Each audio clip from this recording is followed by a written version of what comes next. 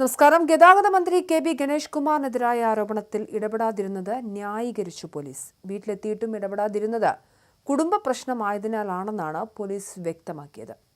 കൊല്ലം rural SP DGPക്ക് നൽകിയ റിപ്പോർട്ടിലാണ് പോലീസിനെ ന്യായീകരിച്ചുകൊണ്ടുള്ള റിപ്പോർട്ടുള്ളത്. മന്ത്രിയുടെ വീട്ടിലെത്തിയ പോലീസ് കാഴ്ചക്കാരായി മടങ്ങിയെന്ന ആക്ഷേപം ശക്തമായതിന് പിന്നാലെയാണ് വിശദീകരണം തേടിയത്.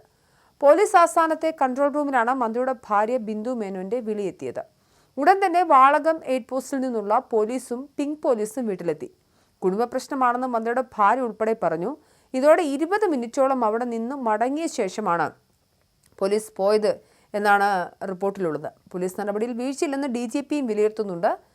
112 എന്ന എമർജൻസി നമ്പറിൽ വരുന്ന കോളുകളിൽ കേസെടുക്കാറില്ല എന്നാണ് കൊല്ലം റൂറൽ SP DGPക്ക് നൽകിയ വിശദീകരണത്തിൽ വ്യക്തമാക്കുന്നത്. പോലീസ് ആസ്ഥാനത്തെ കൺട്രോൾ റൂമിലേക്കാണ് മന്ത്രിയുടെ ഭാര്യ ബിന്ദു മേനോന്റെ ഫോൺ കോൾ എത്തിയത്. ഉടൻ തന്നെ വാളകത്തുള്ള പോലീസും പിങ്ക് പോലീസും വീട്ടിലെത്തുകയായിരുന്നു. കുടുംബവഴക്കാണെന്ന് മന്ത്രിയുടെ ഭാര്യ പറയുകയും ശേഷം 20 മിനിറ്റിലേറെ വീട്ടിൽ നടത്തിയ നിരീക്ഷണത്തിന് ശേഷം മടങ്ങുകയായിരുന്നു.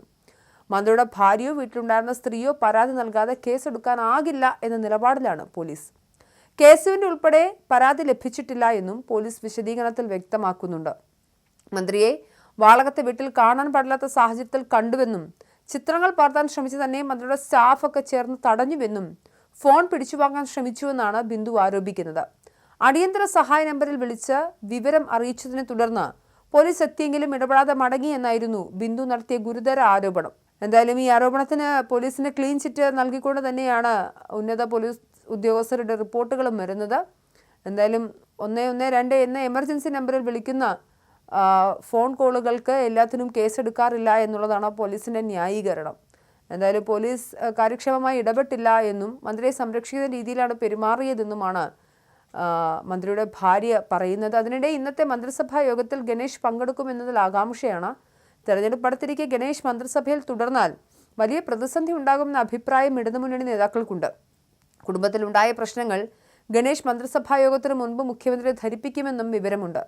മുഖ്യമന്ത്രിയെ കാണുമ്പോൾ രാജിക്കത്ത് നൽകി വിവാദത്തിൽ നിന്നും തലയൂരാൻ ഗണേഷ് ശ്രമിക്കാനുള്ള സാധ്യതയും മുതിർന്ന നേതാക്കൾ തള്ളിക്കളയുന്നില്ല. എന്നാൽ തെരഞ്ഞെടുപ്പ് അടുത്തിരിക്കെ രേഖാമൂലമുള്ള പരാതിയില്ലാതെ കുടുംബ പ്രശ്നത്തിൽ ഗണേഷിനോട് രാജിവെക്കാൻ മുഖ്യമന്ത്രി ആവശ്യപ്പെടാൻ സാധ്യതയില്ലെന്ന് വിശ്വസിക്കുന്നവരും മുന്നണിയിലുണ്ട്. വിവാദത്തിൽ മുഖ്യമന്ത്രിയുടെ തീരുമാനം എന്തായാലും നിർണായകമാണ്. അതേസമയം മന്ത്രിസ്ഥാനം രാജിവെപ്പിക്കേണ്ടി വന്നാൽ തെരഞ്ഞെടുപ്പിൽ പത്തനാപുരത്ത് സീറ്റ് നൽകുക LDFന് ബുദ്ധിമുട്ടാകും.